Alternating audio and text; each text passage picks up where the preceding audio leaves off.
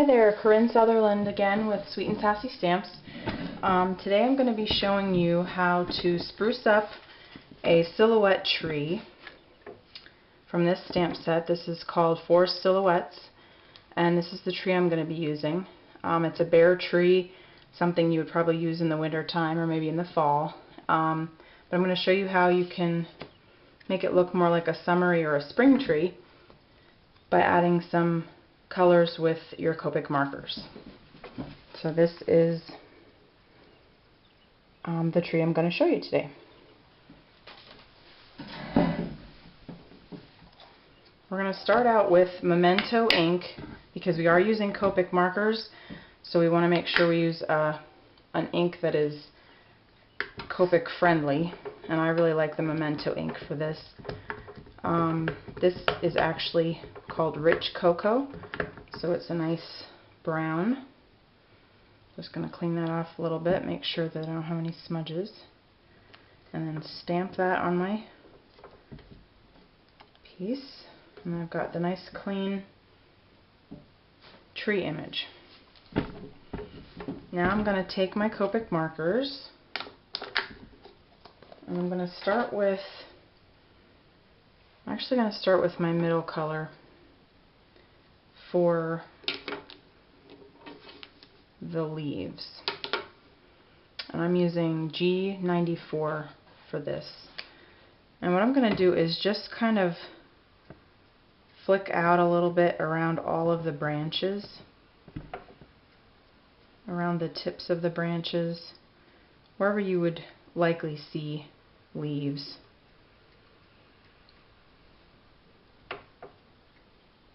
And as you can see, I'm just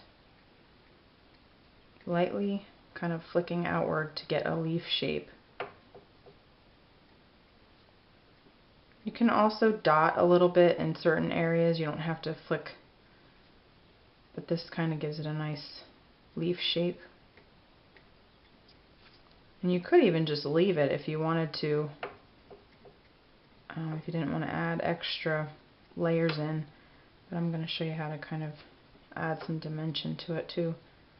It almost sort of looks like a flattened version of Flower Soft once it's all said and done. But this is a great way to get more use out of your stamps. If you have a set like this, or if you have this particular set, you probably wouldn't really think that you would use this particular image around this time of year, around springtime or summer. So this gives you a little bit more versatility with your stamps. And I love versatility.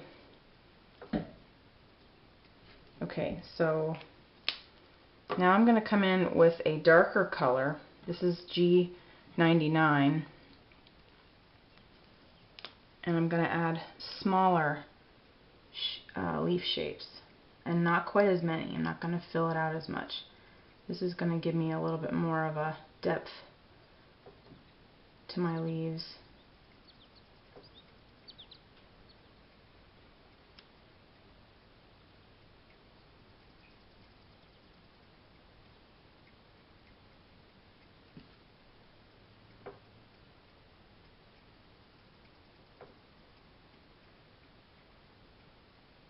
I can actually hear the birds chirping outside my window right now.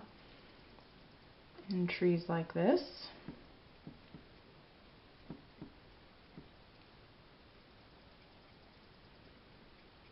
This set is typically used more for masculine cards, but the card I made with this image is a much more feminine version because I added the pink blossoms to the tree and then used pattern paper that has some pink in it.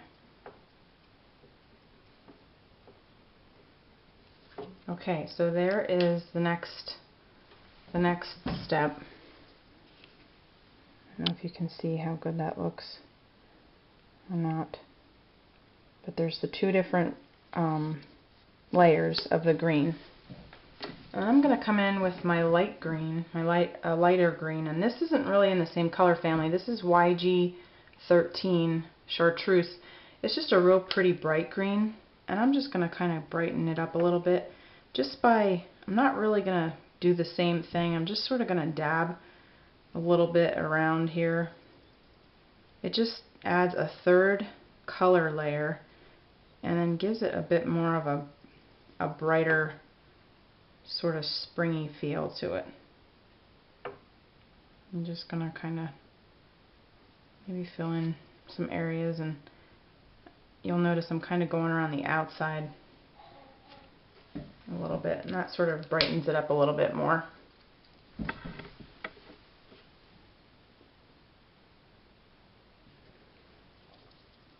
Okay. Then I'm going to take my R81, this is called Rose Pink, and I'm just going to dot little pink spots kind of around the tree branches, and because usually that's where your flowers, you would see more of your flowers kind of on the tips and on the ends. So I'm just going to just dot it a little bit. You can do it in the inside if you have spaces for it. Sometimes you can't see it over the green, but if you have any open space, you just kind of fill it in a little bit. Don't go too crazy with it, but just pretties it up. And then I'm going to take R85, which is Rose Red, slightly darker than the R81, and I'm going to do even smaller dots and not quite as many. Again, this is just for dimension, kind of makes it look a little bit more realistic.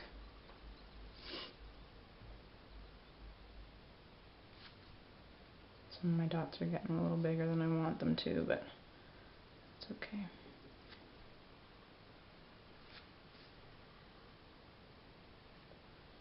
Again, you can kind of add some in the inside a little bit.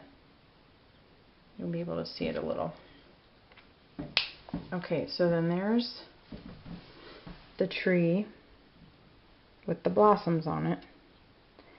And it went from this tree with not really any, just the silhouette image, to this with just adding your Copics for the leaves and things.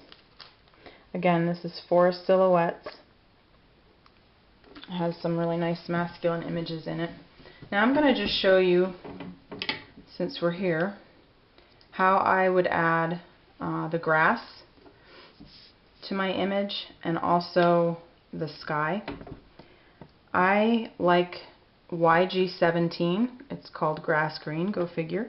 So what I do is I just make these little flick strokes, and I kind of move them because grass kind of goes every which way, so I sort of do little flicks in different directions and variate the width sometimes. And that's kind of how I start out. Then I'm not going to go the full way across like I did on my card image, but then I take YG13, chartreuse again. It's a few steps down from YG17, and I do the same thing, but I usually use like a fuller stroke, and I fill it in more on the bottom, and that sort of gives you the grass look. You can even do longer strokes with this if you want to have some grass sticking out. But that is how I do my grass on my images. You'll see this on a lot of my images. I like to add grass to them, kind of grounds them. If I have a little critter that's outside or a person. Okay, now I'm going to take my BG10 Cool Shadow. I'm going to just quickly show you how I do sky, just a soft sky around my images. Because once I add grass, I have to add sky. It just looks funny with it being white. And if I don't want it to be, really, really dark brown or dark blue, I just use these markers I'm going to show you here. Now that's around the tree trunk And then around the top of the tree, I'm just going to kind of outline it with these small strokes. Almost looks like it's glowing. And I kind of go around and just angle them all the way around the tree. Okay, and that's what it's going to look like just with the BG10. And then I'm going to come in with BG quadruple 0 snow green, and I'm going to soften all of this. Basically what I do is longer strokes, and I kind of blend it out like that. If I still feel like it looks like my tree is glowing, a lot of times I'll come in with my colorless blender and just kind of go over it all. I'm just going to blend it with this one right now, with the same BG quadruple 0. And now you can see it does blend it out quite a bit. And if I was using this image for a card, I would cut this down. I always like to use a larger piece of paper than I'm going to for the finished product. But there you can see what it looks like once you add that softer blue around there.